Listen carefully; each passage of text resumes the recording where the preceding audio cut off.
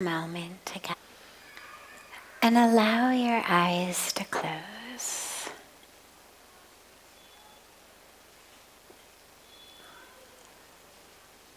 It's not that we can't meditate with our eyes open, it's just that as we close our eyes, it facilitates us dropping inward. So allow yourself to just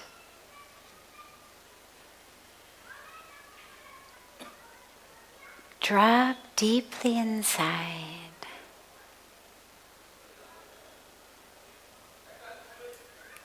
The sights are over because the eyes are closed. There'll still be sounds. There will still be smells and sensations. But just allow yourself to metaphorically pull down the inner eyelids over all of those sensations. Just unhook your awareness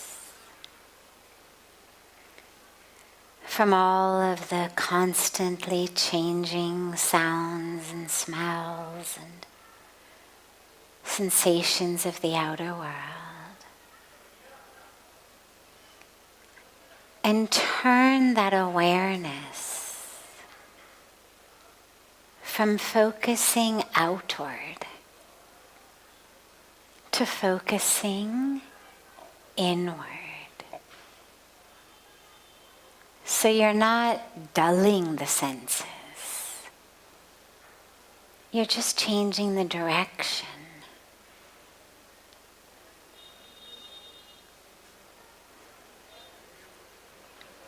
And see whether you can heighten the awareness of the world within you.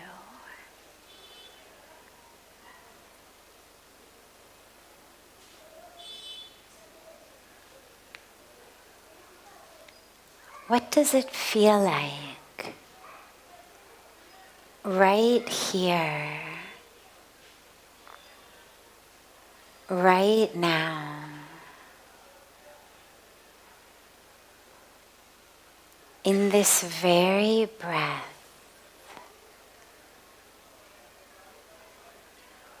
in you? What is that experience right now?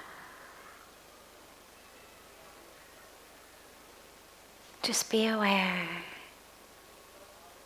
Don't tell a story about it. Don't look for the right words. Don't analyze. Just be aware. Just notice. In this breath, what is it like right now? What is the experience? What is the awareness? And just keep going back inward. There will always be a lot to distract you, whether it's outer noise, whether it's the noise of our own thoughts and fears and desires. The goal isn't to shut up the outside world. The goal is to find a place of noiselessness within yourself.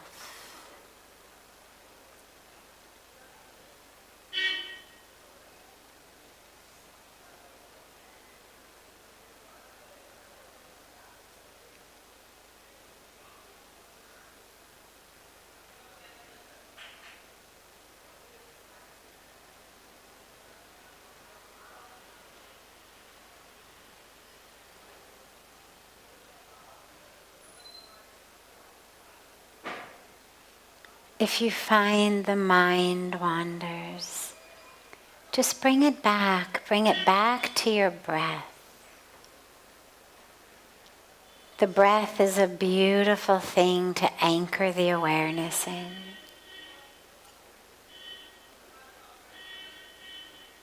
It's always fresh, it's always now.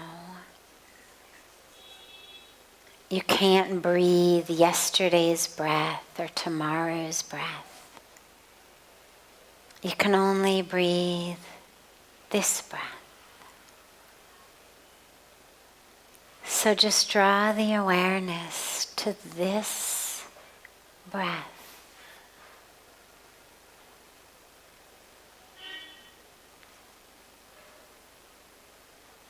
Can you be fully aware of this breath from the moment it enters you? Even before it enters you, can you feel the tiny microscopic little hairs on the face, just under the nose? Can you feel them move ever so microscopically as the breath just starts to come into the nose? Can you feel those hairs move?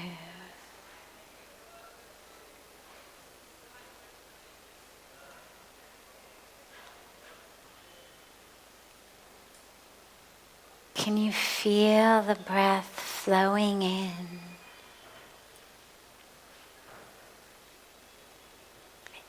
through the nasal passages, but then into every corner of the being?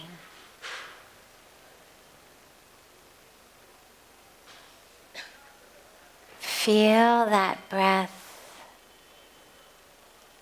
flowing into every cell.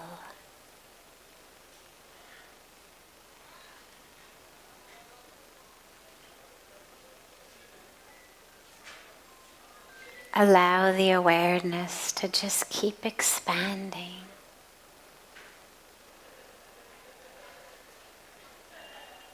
As you feel the breath in every cell of your being.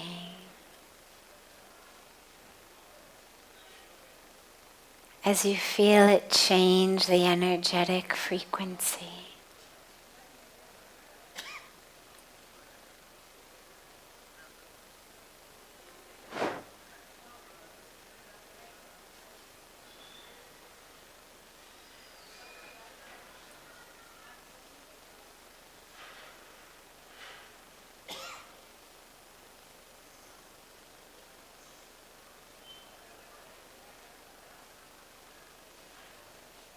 Now see if you can go a step backward or a step higher based on how you envision it. Can you be the one who is aware that you are aware of the breath? So instead of being anchored in the awareness of the breath, can you now be anchored in the awareness of the one who is aware that you are aware of your breath? It's just another step removed, another step deeper. See if you can get there.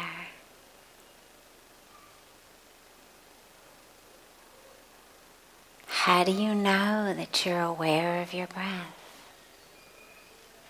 Who is aware that you are aware of your breath?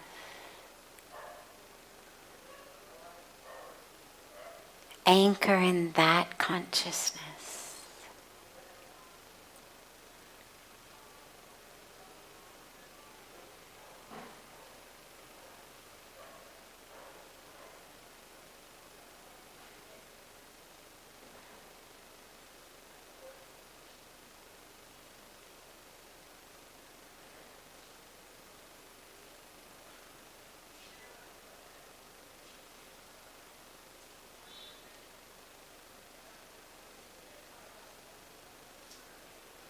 So now instead of watching the breath, you're watching the watching of the breath.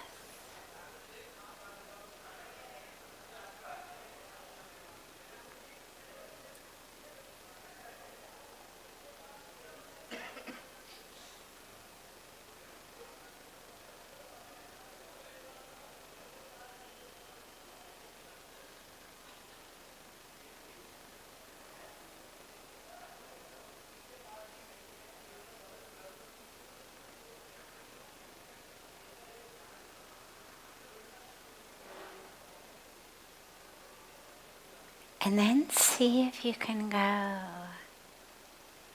even one more step. Take another step back or another step up. Can you be the one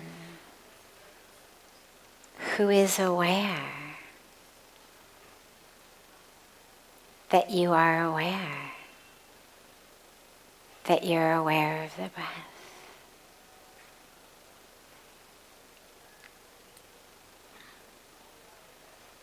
Can you watch the one who is watching the one who watches the breath?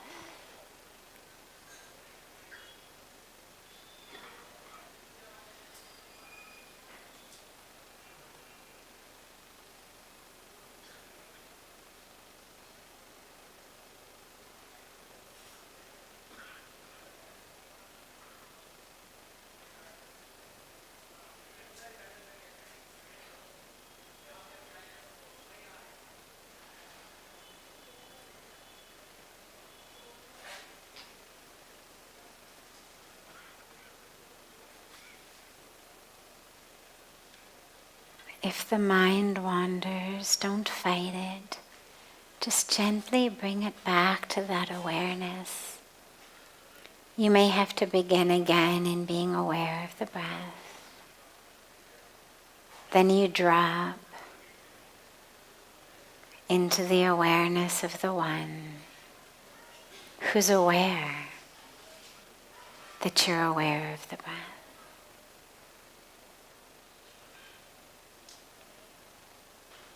And then you drop into the awareness of the one who's aware that you are aware that you're aware of the breath.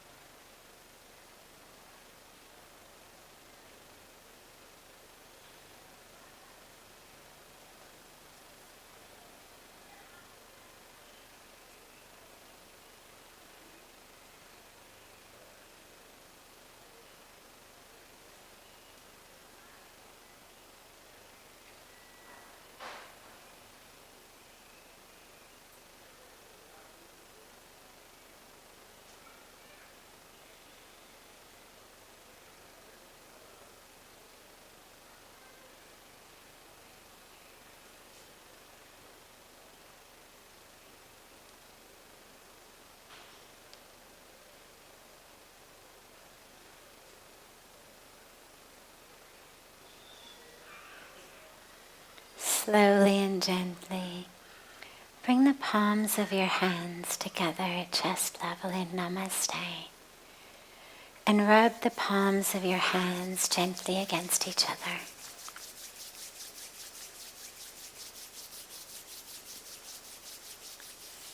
Press the palms of your hands into your closed eyes.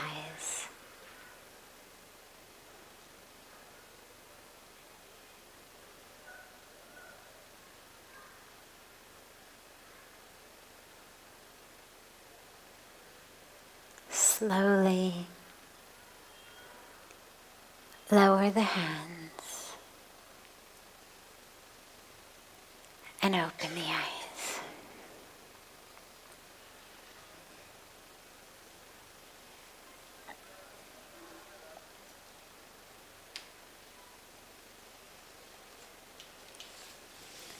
Welcome. to Satsang.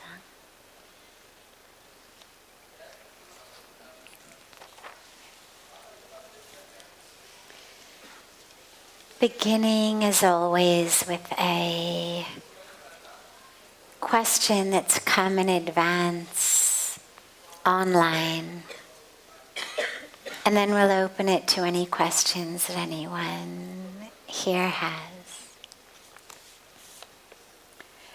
Is crying a sign of weakness or strength?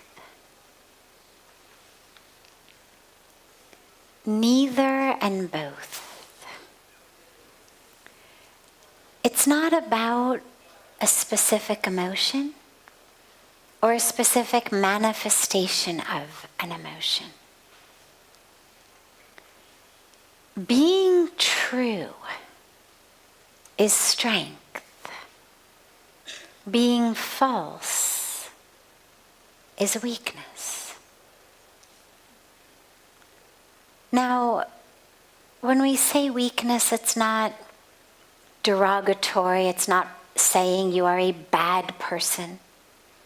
It just means that for whatever reason in this moment, you've chosen, consciously or unconsciously, you've chosen falsehood over truth.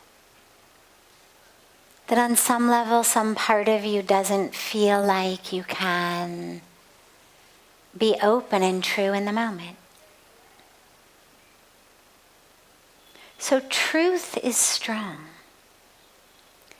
But crying as simply a manifestation of an emotion is neither by definition true or false. For some people, in some situations, crying is the deepest level of heart-opening, courageous, moving into truth that they can possibly do.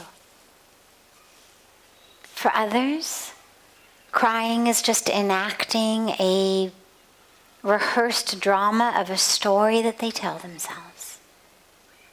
So it's not about an emotion or the manifestation of that. It's about what's real for me in this moment.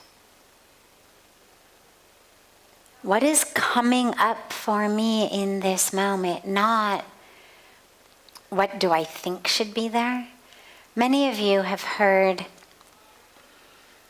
the story of one of my very early days in India when Pujya Sadhviji took me to see a bunch of schools in a slum area that had approached him because they wanted him to adopt them. They knew that he was engaged in a lot of humanitarian and charitable work. And 10 or 11 schools, they had kids coming every day, teachers coming, but the trust that used to run them no longer had money. So they couldn't pay the teachers. There were rooms that didn't have a roof in the rainy season, and they didn't have floors in the winter. I mean, they were slums. They had nothing. But kids came every day, and teachers came. And so the people who started it were naturally and beautifully very eager to keep it going, even though they didn't have any money. So of course Pujya Sadhviji said, sure, I'll go see. He invited me to come. I had been here, I don't know, a few months. And we go and see it, and I had never seen poverty like I saw poverty on that day.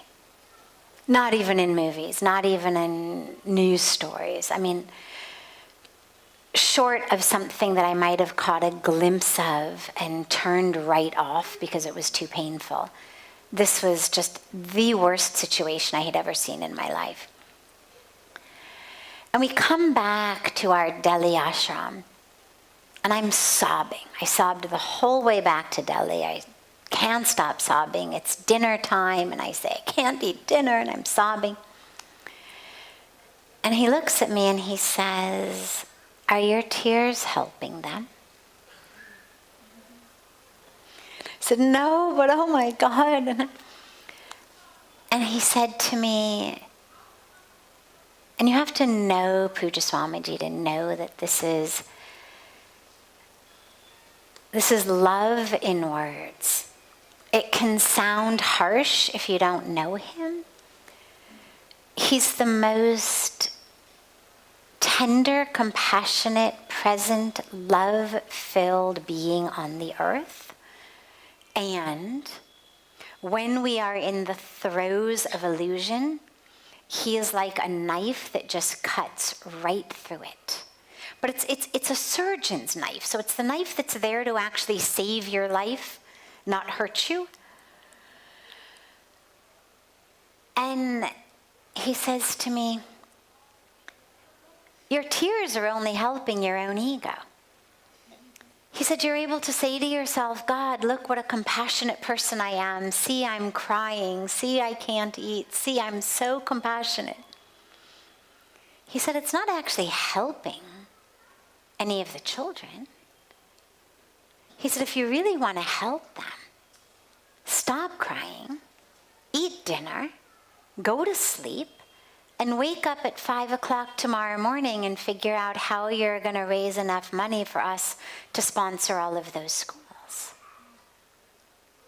So in a situation like that, the crying for me, even though my heart felt like it was breaking, I mean, it was certainly true in the moment in terms of my sadness, it was much more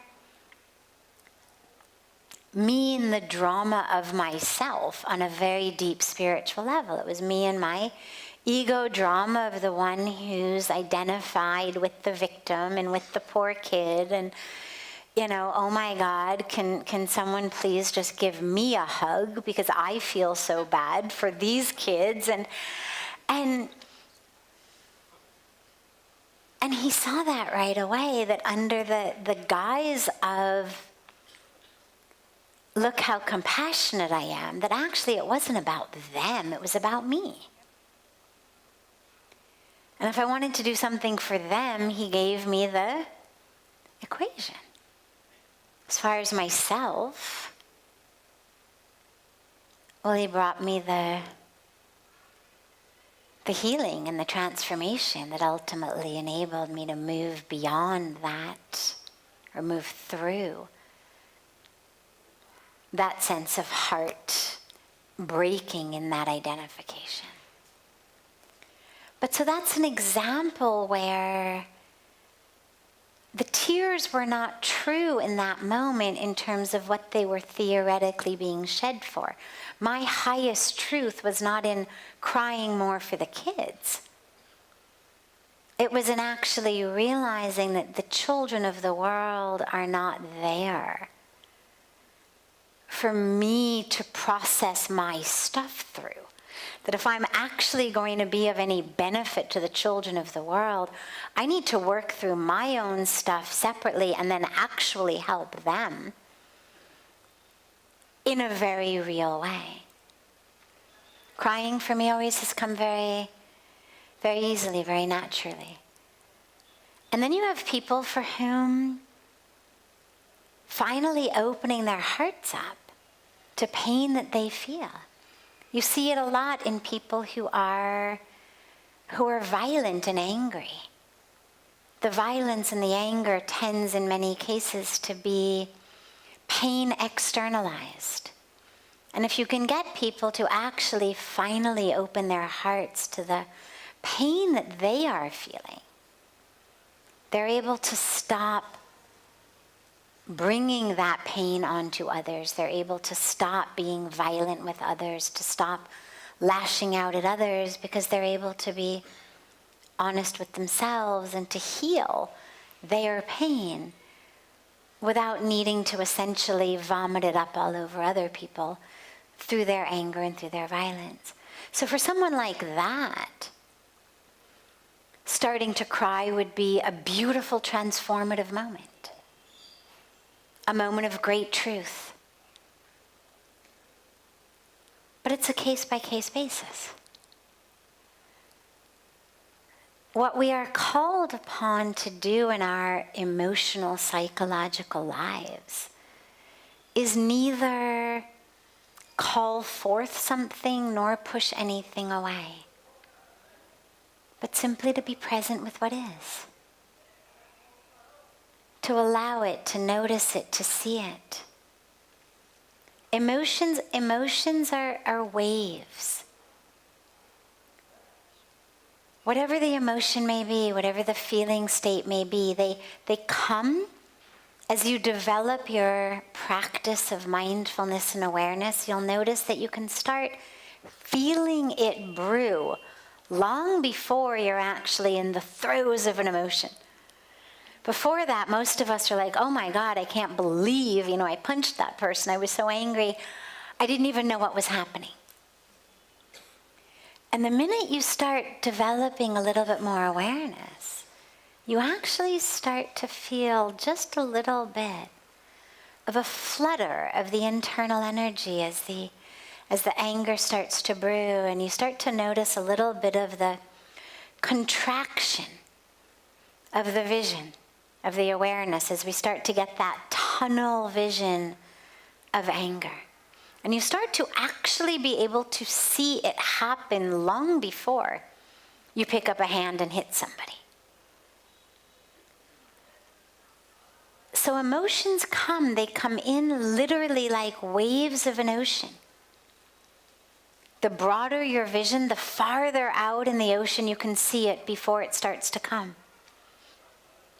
If you're not very aware and you're just playing on the shore, a wave comes and hits you out of nowhere. You didn't even see it coming.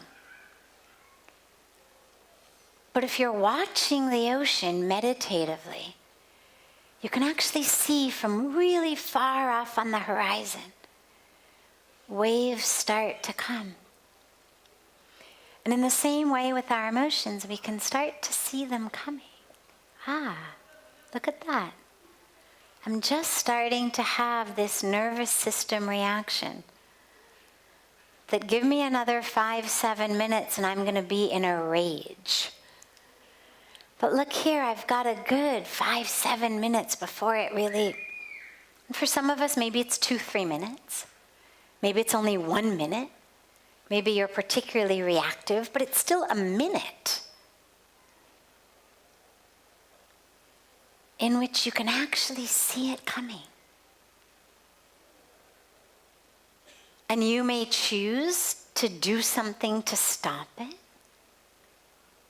to start breathing, to chant your mantra, to take a walk, to think about how much you actually love this person in front of you. Or you may simply bring presence and mindfulness and awareness to it. And you may simply say, I see you. I see the anger. And it comes. And it builds like a wave. And it peaks. And it crashes. And then it recedes. And you can actually just watch it. Anybody who thinks that their emotions overtake them is someone who's never actually watched it. It overtakes me only if I'm afraid of it and trying to outrun it. Or if I've given it the keys to the car that drives my life. But if I simply am able to just notice it and be aware of it, I'm not pushing it away, I'm not convincing it that it's wrong, I'm simply noticing it. So that's what we are called upon to do with our emotions, is just notice them. And again, in the ones that are troubling patterns, we look for ways to work with them, with a mantra, with an affirmation, with some injection of truth into that, whether in a question form, whether in a statement form, but just not necessarily letting a script keep repeating itself. And so whether it's tears, whether it's laughter, whether it's joy, whether it's ecstasy, whether it's whatever it may be, the emotion in and of itself is never weak or strong. The only question to ever ask yourself is, how true am I in the moment? How present am I? How clear am I? How aware am I? Or how much am I running or hiding? And sometimes the tears will be very true and very beautiful. Clearing our sight, right? I think of them like the washer fluid for my eyes, right? If your car's windshield is really dirty and dusty, you pull the thing and all this washer fluid sprays on it, and then the windshield wipers clean it off. And I think of tears like that washer fluid. And you blink a few times and your sight gets cleared. And sometimes they're just part of a drama. And you'll feel it, you'll notice it.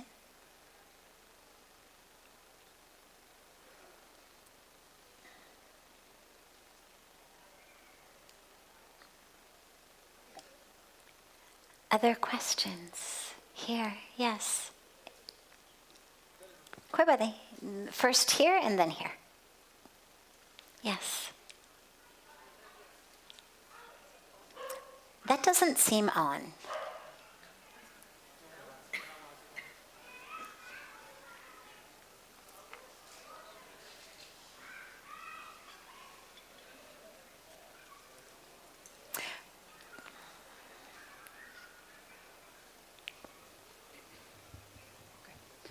It's a question about reincarnation. You use the metaphor of the ocean as consciousness and the wave as an individual arising. But what then is with reincarnation? When our wave is crashing down, we are ocean again. So is there an individual line of reincarnations, or is it a spiritual ego? Or are we arising out of the big consciousness, putting together totally new, only for experience? Great question.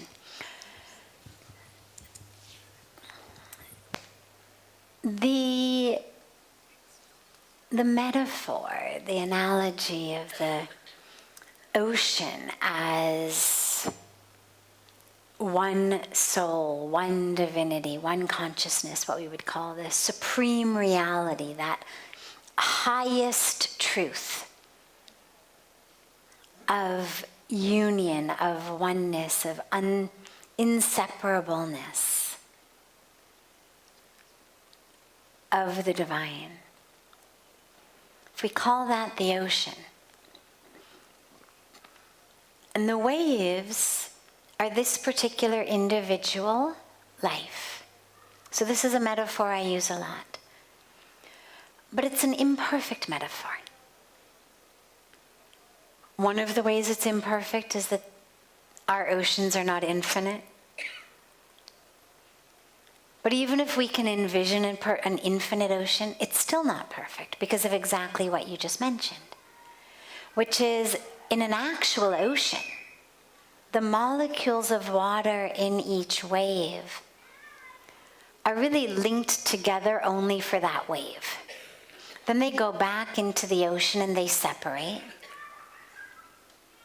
And they may never come together again in a wave. Whereas when we speak about our Jiv Atma, our individual soul, arising like a wave out of Paramatma, the supreme soul, the supreme consciousness, it's definitely an experience of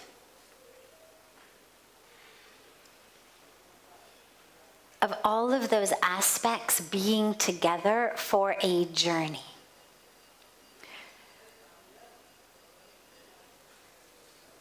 They come up as a wave,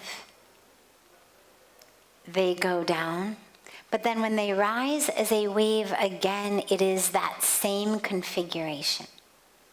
Without going into too much of the esoteric nature of the philosophy of reincarnation, what we say is that along with the soul, along with Jiv Atma that is reincarnating in different bodies until its karmic journey is complete. The subtle body also travels with the soul. What we call man, buddhi, and ahankar.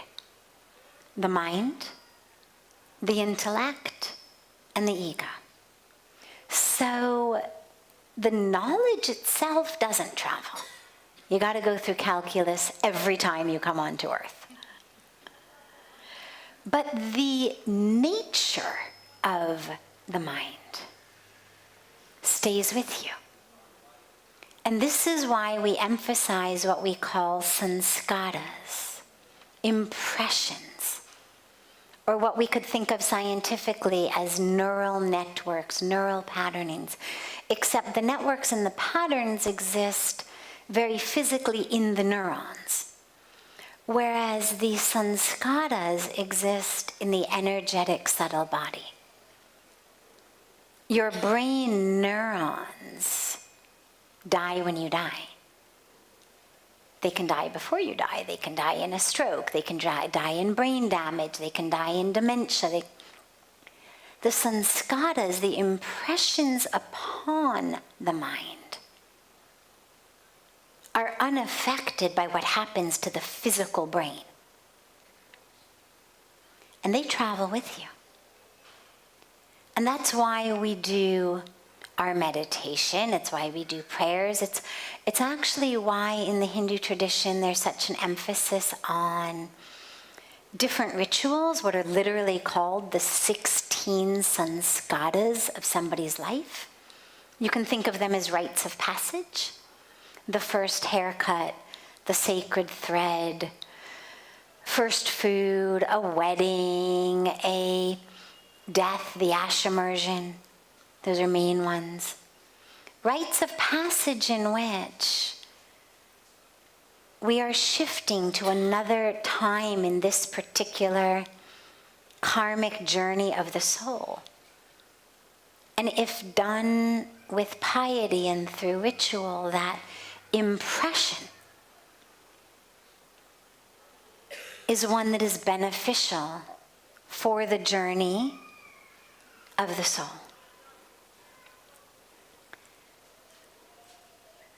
So that's mind, the intellect, the ego, same thing. It's why we work with our ego. If it were just a matter of our ego killing us in this lifetime, we wouldn't necessarily emphasize the spiritual path quite so much. You're like, learn to live with it. Enjoy yourself, have fun, do things you like, keep the ego happy. I mean, why not? If it's just a matter of however many days or years you have here, do whatever you need to do to just be as temporarily happy as you can. But that stays with you. And so this is why, when issues with our ego arise in our spiritual work, the instinct, of course, is always to just run away from them. Like, that's not fun work. But if you don't do it now, well, you'll just have to do it next life. It's like a parent who says, you don't want to eat your broccoli now? Okay, you get it for breakfast. You're not going to eat it at dinner? Okay, it's going to show up on your breakfast plate. Like, you are eating that broccoli. Whatever meal you want it for. Do not think that just because you stand up from the table, you are freeing yourself of eating this broccoli. In a similar way, the lessons that we have to learn, we've got to learn. This lifetime, next lifetime, lifetime from... It's up to us.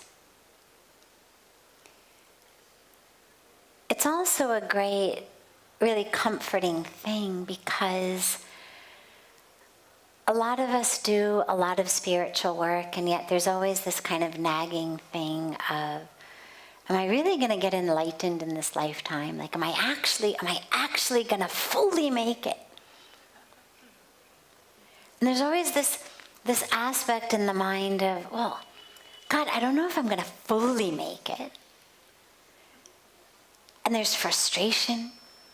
And the beautiful aspect is, well, you actually get to keep all of the progress you make. So even if you don't necessarily get all the way into full and complete total liberation, constant eternal liberation, never again triggered, never again an illusion, never again living in separation, even if you don't actually get there, you start next lifetime taking with you the work you did this lifetime. So we carry that with us. So yes, you are right that the analogy is not perfect. It's not that all of the molecules of water just redissolve into the ocean and whole new different molecules become it next time. It travels together until its karmic journey is finished. The karmic journey is not infinite. It's a bank account. You keep going until the bank account is empty. The dilemma is the positive and the negative don't cancel each other out. So it's not like a normal bank account where you can say, I'm $10, in the minus. Let me just deposit $10 and then I'm balanced. I'm done.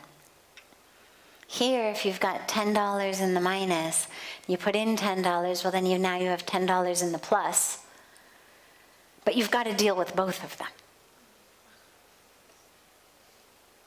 So you're going to keep coming back to deal with the ones in the minus and the ones in the plus.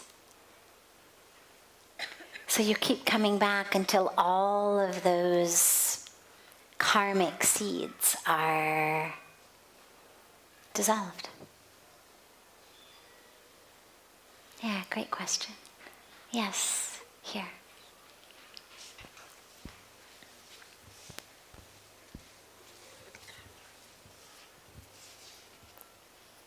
Thank you. How can we be a clear channel for divine knowledge and let God speak through us? Beautiful. So, how to become that clear channel so that the divine can speak and move and act through us? Just by emptying ourselves. That's all it is. This microphone that Karuna's taking around, it's a great mic. Good quality.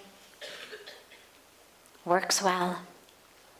But if we leave it outside, especially if it rains, but even if it doesn't rain, even if it's just dusty and the pollen and there's construction work going on and so there's all kinds of stuff in the air, well, it's going to get full of all of that dust. It'll get waterlogged with just regular moisture, the dew in the air. And then you go to try to speak in it and it sounds like... Well, it's not the mic that's a problem. It's just that it's clogged. It's clogged full of sand particles and dust and pollen and water. And it just needs to be cleared out. It's not that you need to throw the mic away. You just need to clean it out. And that's the same thing with us. The issue with us is what clogs us up is our own mind's way of thinking. So what clogs us up is the mind saying, this is who you are. This is how it is. This is how it should be. All of these preconceived, very strongly held ideas of who I am, what I need, how the world should be, what is right and what is wrong. It's sort of the world according to me. My way of understanding myself, my way of doing things, who I am. And that's why, when we do the sacred fire, the yajna, it's why we do it every day, twice a day. It's an opportunity. Just, you throw the seeds, just empty me. Empty me, not because I'm bad, but because I'm clogged up. I've spent decades telling myself over and over again how things are, who I am. I got all clogged up. There's no room for grace to flow through me because I already know how it is. So I've got to let go of how I think it is. It's that beautiful teaching of the clean slate, the tabula rasa, right? That until and unless you are a clean slate, the divine cannot create art on you, with you. You've got to first clear away that which is already covering the surface. So I know for me, on a really personal level, my prayer always, as I bow down to God every day, many times a day, whether I'm bowing in the temple in my room, bowing to Ganga, bowing to Pujya Sadhviji, bowing in a temple, wherever it may be, the prayer is always, empty me, just empty me. Not because it's bad or wrong, but just because it's clogging. It's there, it's taking up space. And you just offer, you just bow and you offer, and you bow and you offer. And you start to notice in your life ways of thinking that take up space. You meet someone and suddenly there's a judgment, there's an assessment, there's an analysis, and you realize, wow, I've just lost any opportunity to have a flow of grace with this being in this moment.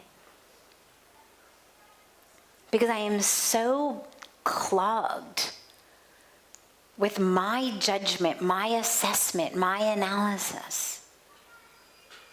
Who I think this person is, what I think they want in them, whatever it may be. And it's how we move through the world. If I move through the world thinking that the world is a certain way, thinking I'm a certain way, thinking I'm looking for a certain thing, clogs us. I mean, if you walk down a street and you're hungry, and they've done these studies. Those of you who come to Satsang a lot know that I love these psych studies. They've done these studies. You take all sorts of different people and you prime them and trigger them in different ways, and then you get them to walk down the same street. So you take one group of people who haven't eaten, like you create a situation where they come right at lunchtime, but they haven't eaten lunch yet. And they walk down a street. Then you get different people, different groups, and you trigger them and prime them in different ways. And at the end of the street, you say to them, what did you notice? Those who are hungry noticed restaurants. Right? Those who are primed sexually noticed all of the attractive members of the same sex, the opposite sex, whatever they're attracted to, as they walked down the street. Completely missing everything else. Because we're so clogged with what I'm focused on that I miss everything else. And I certainly miss having the divine flow through me and the possibility of actually a divine experience, a serendipitous, beautiful moment of divine intervention. Because, oh my God, I better find a restaurant. And so we just keep asking, empty me, empty me, empty me, empty me, empty me.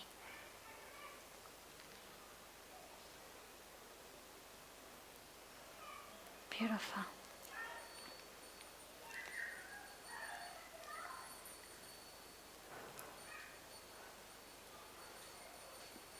Before we close, just a quick note that I will not be here tomorrow. I'm leaving early tomorrow morning. I'll be back day after tomorrow. It's only one day. Don't worry, I'll be back. I have to go to Delhi tomorrow. I'll be leaving early morning, back on the 4th in the afternoon. So we miss tomorrow evening of satsang. But we'll be back again day after tomorrow. So tomorrow's Friday. So I'll see you on Saturday the 4th. And if you didn't have a chance to ask your question tonight, feel free to bring it in day after tomorrow, or feel free to get it to any of our beautiful Seva team who's here. They'll take it from you and they'll put it on our paper of the questions that come in advance. And feel free to join us. We'd love to have you join us for our yoga classes, our sacred yagna ceremonies, the fire ceremonies in the morning. There's a schedule as you walk out in the reception of yoga class timings, meditation timings, the fire ceremony timings.